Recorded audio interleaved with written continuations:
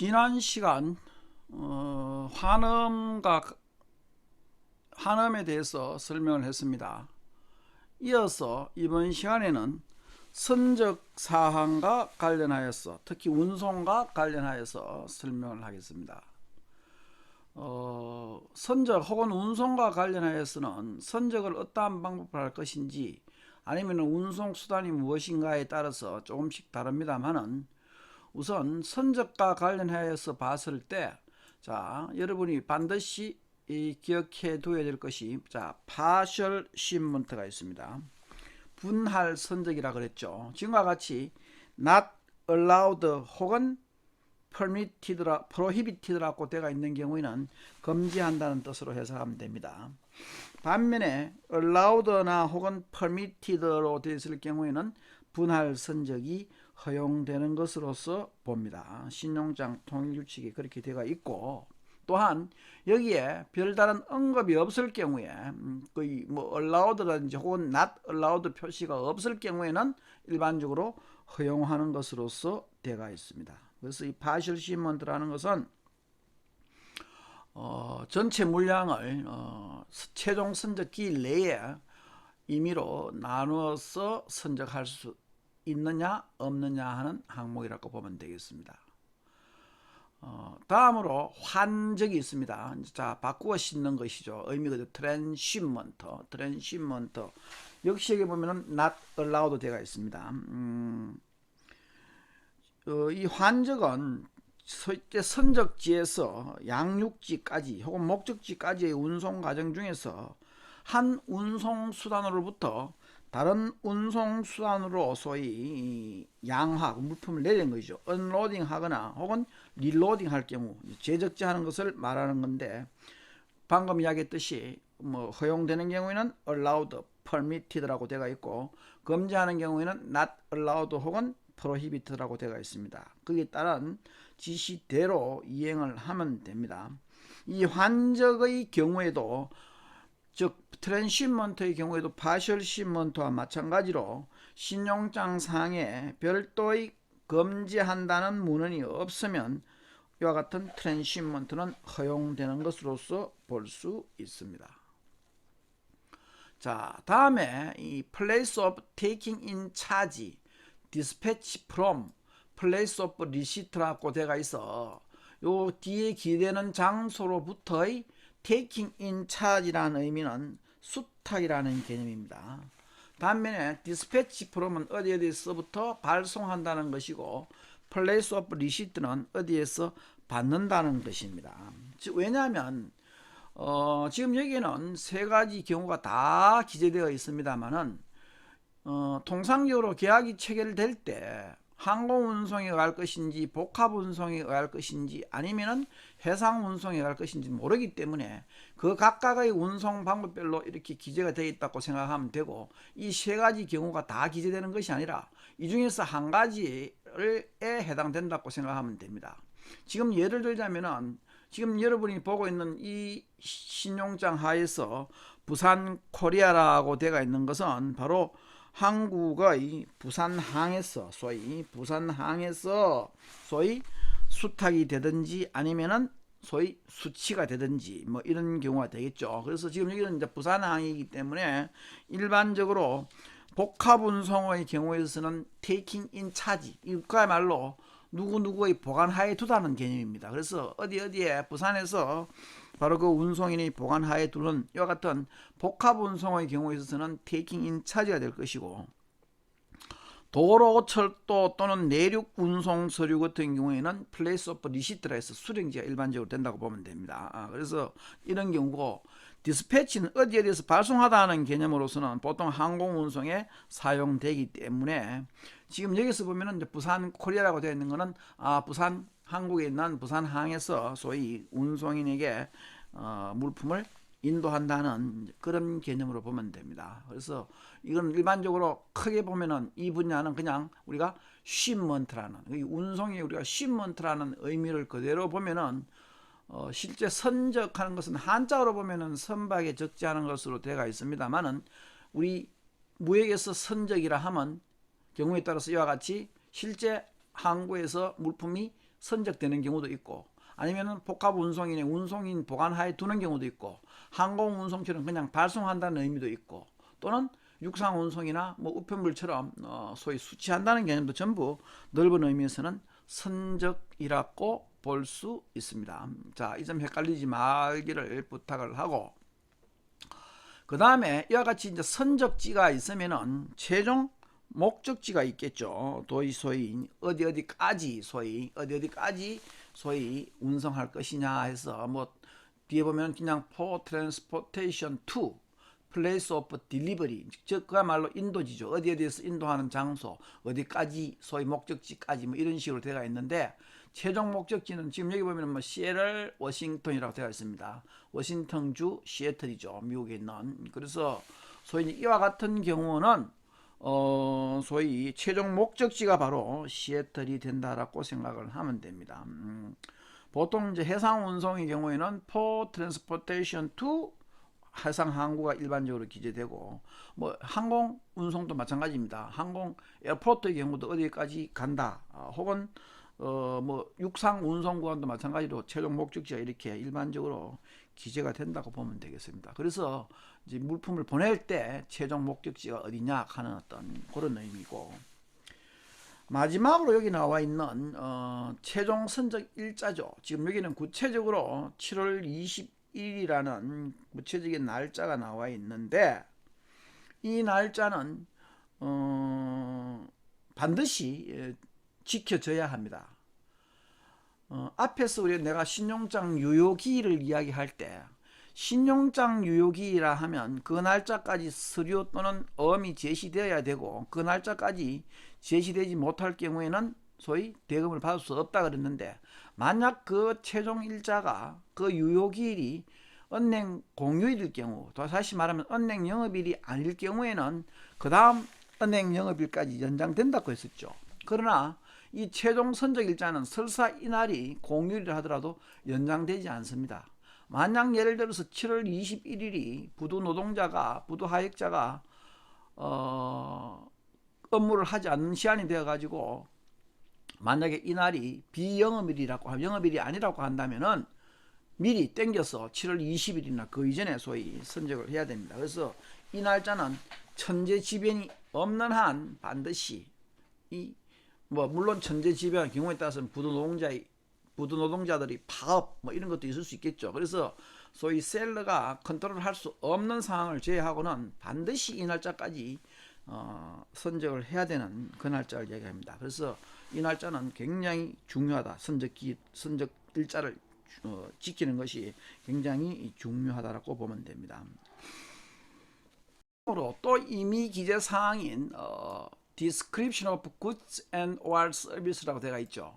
뭐 서비스라는 것은 그야말로 용역으로 번역을 하는데, 서비스나 혹은 상품, 굿즈, 물품이죠. 물품의 명세라 해서 경우에 따라서는 서비스가 될 수도 있을 것이고 물품도 될 수 있는데, 이 물품 명세의 경우에 보면은 지금 여기 보면은 그냥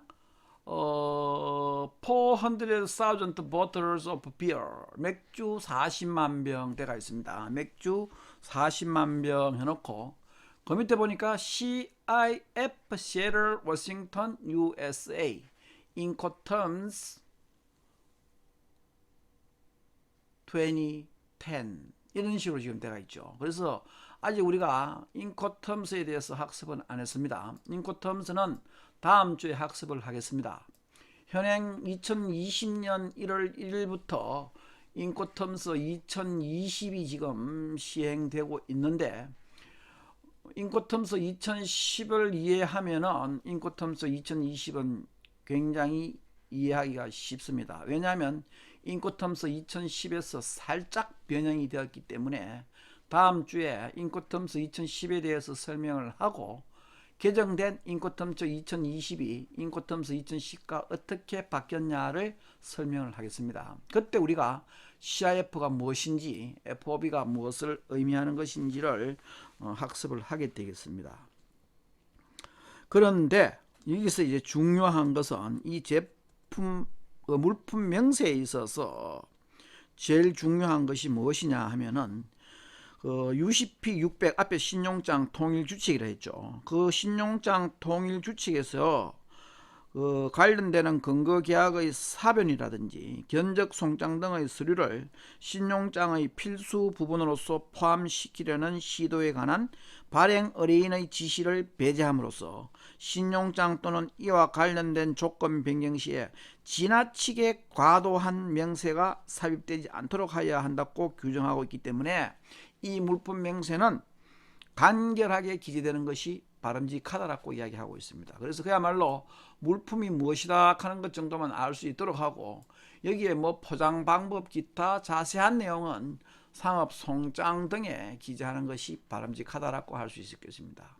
물론 조금 이따 우리가 학습할 이 요구 서류에 보면은 상업 송장을 어떻게 하라는 얘기가 나오고 있습니다. 그럴 경우에 이 상업 송장에도 보면은 뭐 서명된 상업송장 1독통이라고 지금 되어 있습니다만은, 상업송장에 어떻게 구체적으로 표시하라 하는 것은 계약 체결 시에 요구되기 때문에 여기는 그냥 뭐 상업송장만 갖춰주면 된다고 보면 됩니다. 그래서 물품 명세에 관한 자세한 내용은 통상적으로 이 상업송장에 기재가 되기 때문에 신용장에는 간결하게 표시하는 것이 바람직하다라고 추천을 하고 있습니다. 그래서 물품 명세와 관련돼서는 비교적 간단하고, 자, 우리가 앞서 학습을 할 때 도큐먼트 리카이어드, 자, 신용장에서 요구되고 있는 서류가 제일 중요하다 그랬죠.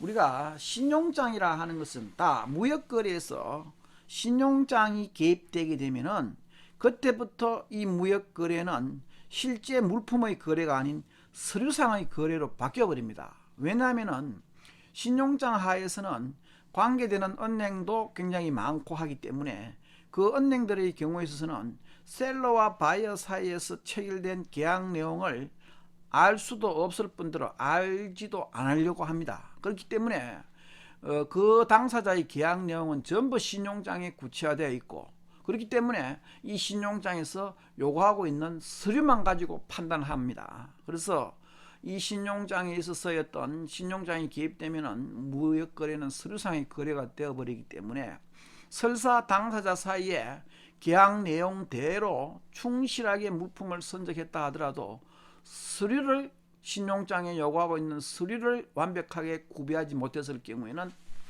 무역대금을 수취할 수 없을지도 모릅니다. 그만큼 이 신용장에서 소위 요구하고 있는 서류는 중요하다고 할 수 있겠습니다.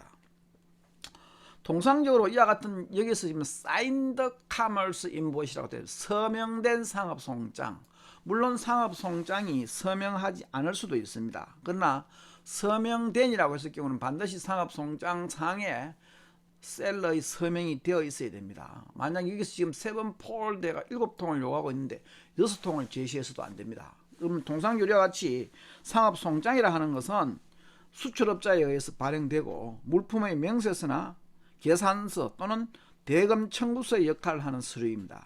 그래서 신용장에서는 상업송장을 필수 서류의 하나로서 요구하고 있습니다.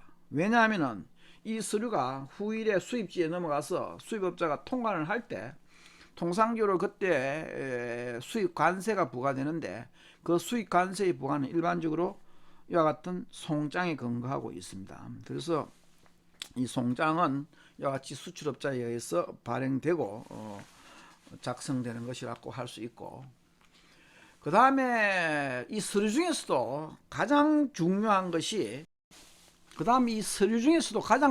것이 바로 선하정권인데, 물론 운송 방법에 따라서 운송 서류가 항공 운송 서류도 있을 수 있을 것이고, 철도나 도로 운송 서류도 있을 수 있고, 또는 해상 운송 서류도 있을 수 있는데,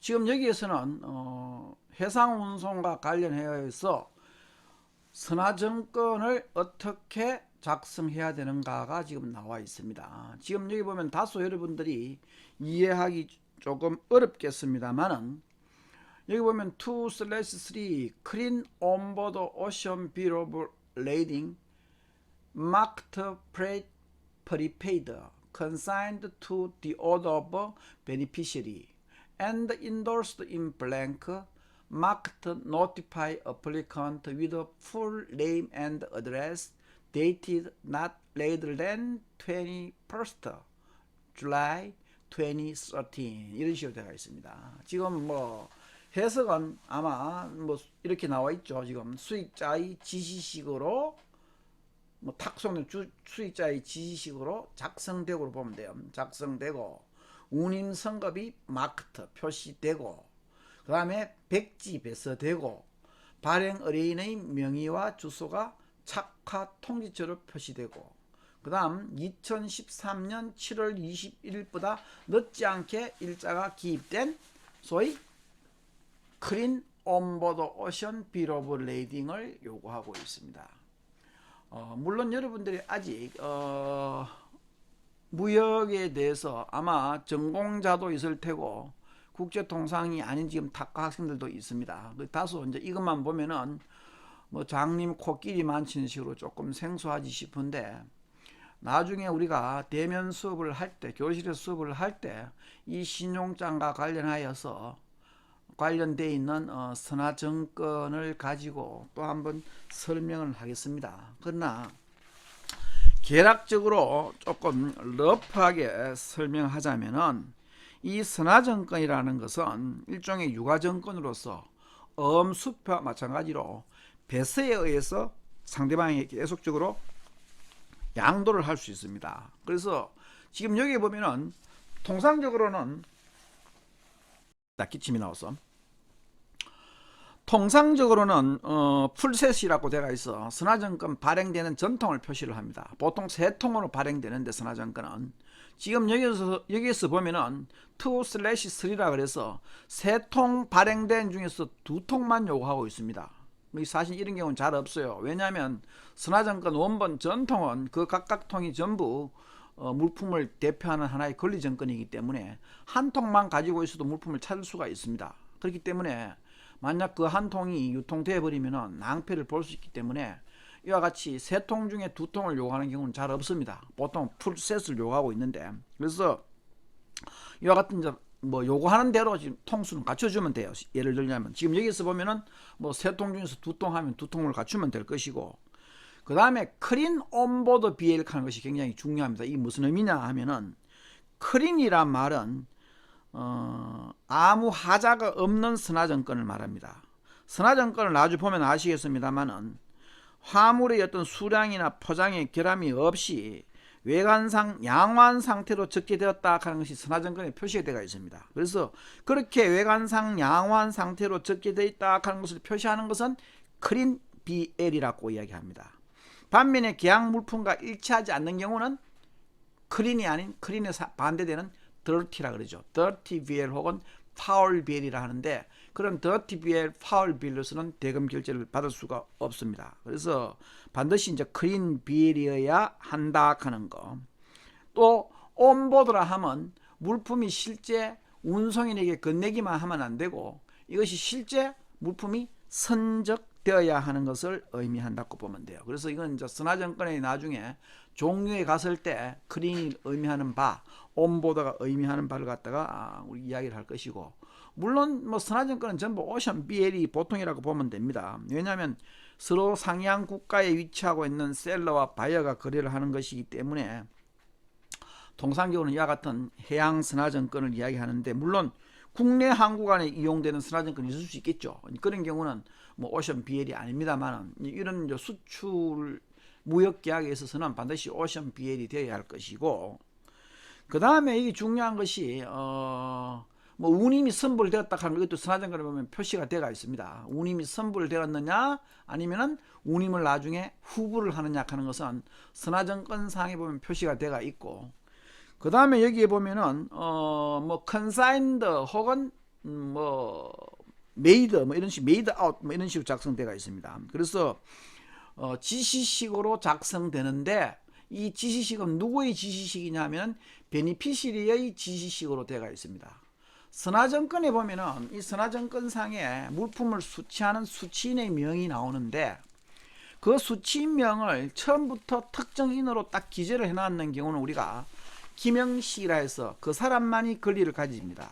그런데 국제무역에서는 만약 그와 같이 수입업자를 기재를 해두어 버리면은 그 수입업자가 바로 수하인이 되어서 대금을 결제하지 않고도 물품을 받을 가능성이 있습니다. 또 선화증권 자체는 신용장상에는 반드시 매입은행을 통해 가지고 발행은행을 통해서 최종적으로 수입업자에게 넘어가는데, 그때 이 선화증권이 그 단계별로 유통되기 위해서는 반드시 수하인란에 특정 인명이 아니라 누구누구의 지시에 의한다는 이와 같은 지시식으로 작성이 돼야 되고, 또 여기 보면은 endorsed in blank 하는 것이 방금 설명했듯이 선화증권이 유통이 되어야 되는데, 그때 유통될 때 소위 블랭크 백지 배서라는 말입니다. 소위 선화증권을 양도를 할 때 배서하는 방식을 소위 백지 배서라 그래서, 우리가 배서를 할 때 배서의 방법은 크게 두 가지입니다. 하나는 정식 배서가 있고 하나는 약식 배서가 있는데, 정식 배서라 하는 것은 배서인과 피배서인, 다시 말하면 그 선화증권에 대해서 최초로 권리를 가지고 있는 사람이 다른 누군가에게 권리를 넘겨줄 때 처음 배서하는 사람을 배서인이라 그러고, 그 배서를 했는 그 서류를 받는 사람을 피배서인이라 그러는데, 그 배서인과 피배서인이 다 기재되는 것을 정식 배서라 하고, 반면에 배서인명만이 기재되는 것, 그러니까 피배서인명이 없이 배서인만이 서명하는 것을 우리가 약식 배서 혹은 백지 배서라고 이야기합니다. 그래서 지금 endorsed in blank 하는 말은 바로 피배서인 없이 배서인만이 서명을 하는 것을 백지 배서 혹은 약식 배서라고 이야기하고 있습니다. 그래서 이런 거 드시고, 그 다음에 여기 보면 notify applicant라고 해서 통지처는 applicant, 다시 말하면 applicant는 수입업자라 그랬죠. 이 통지처라 하면 물품이 실제 도착했을 경우에, 즉 목적지에 도착했을 때 그 물품에 대해서 운송인이 소위 물품이 도착했다고 알려주는 그야말로 착화 통지처입니다. notify party 해가지고 선화증권에 보면은 notify party란이 있습니다. 거기에 누구를 기재하느냐 하면은 소위 applicant가 기재되고, 그런데 applicant를 그냥 기재하는 것이 아니라 어떻게 full name and address 해갖고 그 주소, 그죠? 발행의뢰인의 명의가 주소가 소위 기재가 돼야 되고, 이때 그 날짜, 선화증권의 날짜는 2013년 7월 21일보다 늦으면 안 된다. 그러니까 언제까지? 2013년 7월 21일까지 소위 물품이 선적되어야 한다는 것이죠. 이거는 우리가 앞에서 봤던 최종 선적 일자와 맥락을 같이 한다고 할 수 있겠습니다. 자, 그 요구 서류 중에서 제일 중요한 것이 바로 이와 같은 선화증권이라 했고, 다소 아마 여러분들이 이해하기가 조금 어려울지 모르겠습니다만은 나중에 실제 우리가 선화증권을 가지고 다시 한번 설명할 기회가 있을 것입니다. 일단은 서명된 상업송장 7통, 그 다음에 이하의 조건을 갖춘 선화증권 3통 중에서 2통, 그 다음에 나오는 것이 뭡니까? Copy Certificate of Origin showing goods of Korean origin이라고 되어 있습니다. 한국 물품의 원산지를 표시하는 원산지 증명서 사본, 지금 뭐 몇 통 하는 말이기 때문에 그냥 사본 한 통만 가지면 된다고 볼 수 있겠죠. 그래서 이와 같은 경우는 여기에 요구하는 원산지 증명서, 보통은 보면 원산지 Certificate of Origin in 트리플리키트 혹은 듀플리키트가 몇 통 뭐 이런 식으로 표시가 됩니다. 그런데 여기 지금 조금 별나게 표시가 되어 있네요. 그래서 원산지 증명서 몇 통, 또 경우에 따라서는 앞에서 우리가 상업송장이라고 나왔습니다만 여기는 보니까 컨슐러 인보이스라고 지금 나와 있습니다. 영사송장이라 그러는데, 이 영사송장이라 하는 것은 각국에 보면 영사관이 나와 있죠. 영사관이 그 수입국에. 그래서 그 영사관에서 소위 공인해서 발행하는 송장을 영사송장이라 그럽니다. 이것을 우리가 상업송장에 비해서 공용송장이라 그러는데, 세관 형식도 있고 영사관 형식도 있습니다. 지금 여기서는 컨슐러 인보이스라 해서 영사송장 양식을 말하는데, 이 영사송장은 뭐 그냥 사본 요구한 대로 갖춰주면 된다고 보면 됩니다. 영사송장. 그 다음에 나오는 것이 보험 정권 나와 있죠. 보험 인슈런스 폴리시 해가지고 보험 서류가 보험 정권도 있고 경우에 따라서는 보험 증명서라 그래서 인슈런스 서티피케이션 혹은 서티피케이트 오브 인슈런스에서 보험 정권 혹은 증명서를 일반적으로 요구하고 있습니다. 지금 여기에 보면은 뭐 뒤에 부분 생략하고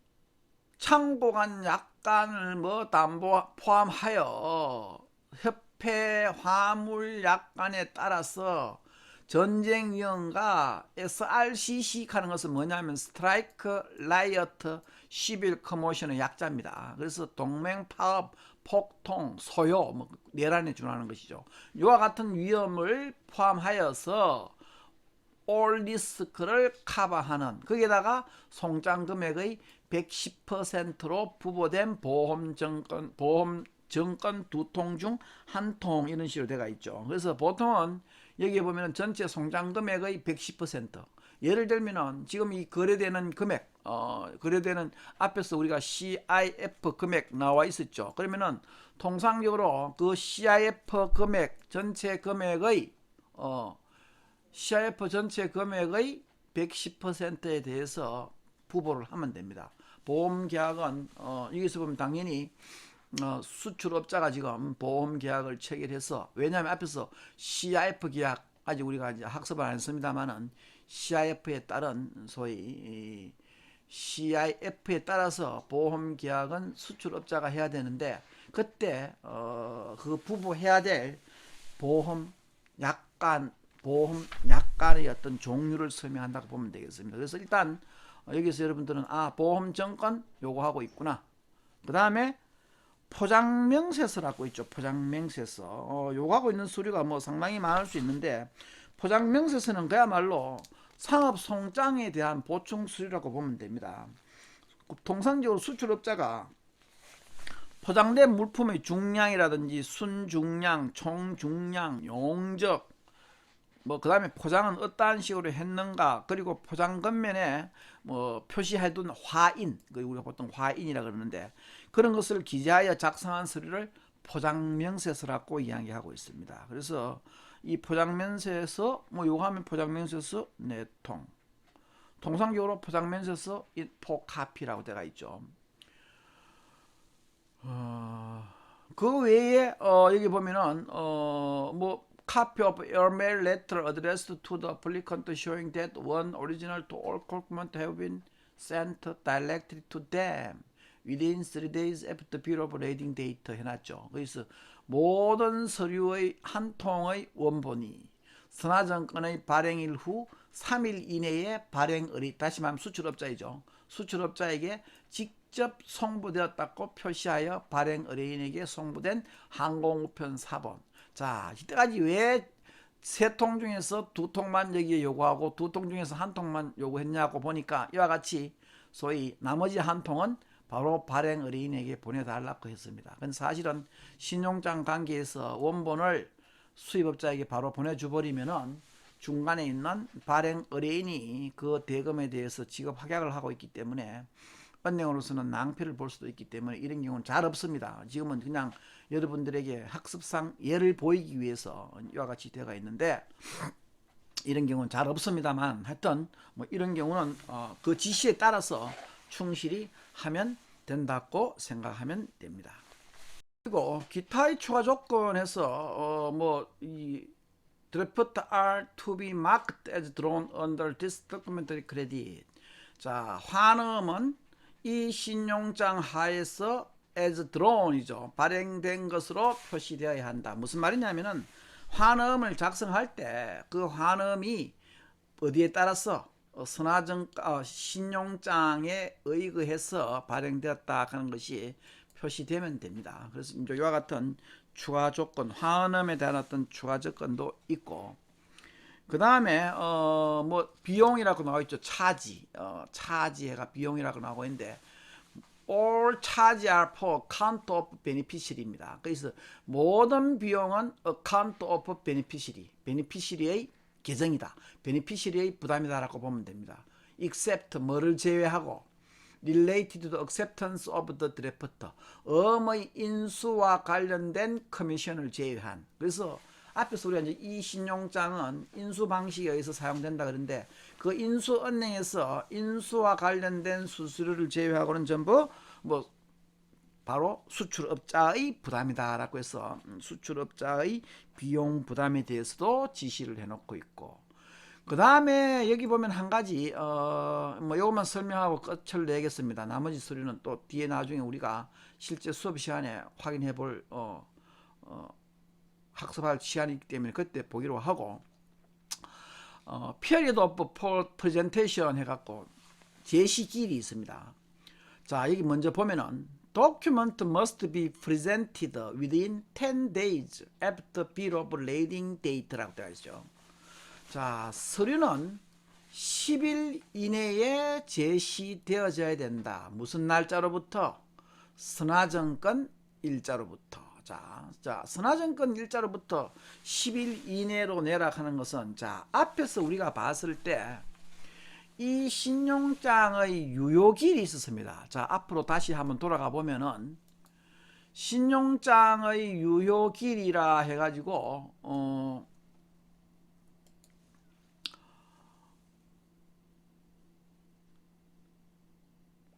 여기 있죠. 신용장의 유효기일에서 이 신용장의 유효기일이라 하면은 신용장 상에 기재된 이 날짜 장소에 서류가 제시되어야 된다 그랬죠. 그런데 불구하고 또 서류 제시기한이 나온다. 이게 뭐지라고 여러분들이 생각을 할 수 있는데, 예를 들자면은 이 신용장 유효기일은 7월 30일이고 자, 선적과 관련해서 잠깐 보면은 선적 일자는 7월 21일까지 선적하라 그랬습니다. 그러니까 만약에 7월 21일 날 선적을, 최종 선적 일자는 7월 21일이니까 7월 21일보다 늦어져서는 안 되겠죠. 그래서 만약에 7월 21일 날 선적을 했다면은 이 7월 20일자로부터 10일 이내에, 지금 여기는 within 10 days 해놨죠. 그러니까 10일 이내에 제시되어야 되기 때문에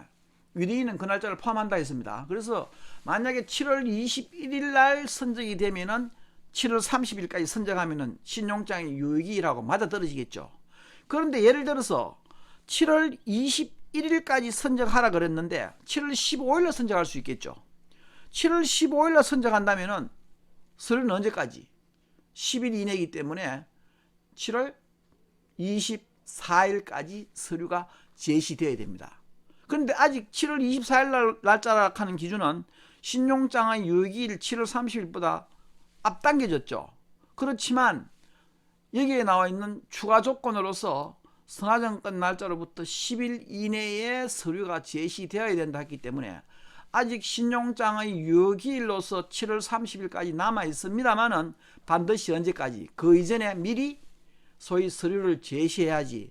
신용장의 유효기일만 믿고 있다가 그 날짜에 제시해버리면 소위 여기 나오는 서류 제시 기한의 조건을 충족하지 못해서 내고를 할 수 없는 경우도 있습니다. 그러니까 여기에 이제 추가 조건으로서 나오는 이와 같은 서류 제시 기한 같은 거를 잘 살펴봐야 되는 것이 중요하다고 볼 수 있습니다. 그래서 보통 신용장은 뭐 이 정도 사항으로서 구성이 되어 있습니다. 밑에 나와 있는 기타 지시사항들이 뭐 없는 경우도 있고 있는 경우도 있습니다만은 보다 신용장과 관련하여서 좀 자세한 내용은 수업 시간에 우리가 다시 한번 교재에서나 혹은 기타 수업 시간 중에 학습할 기회가 있을 것이라고 생각하고 오늘 조금 방송 시간이 조금 길어진 관계로 여기서 일단 학습을 마치겠습니다. 그래서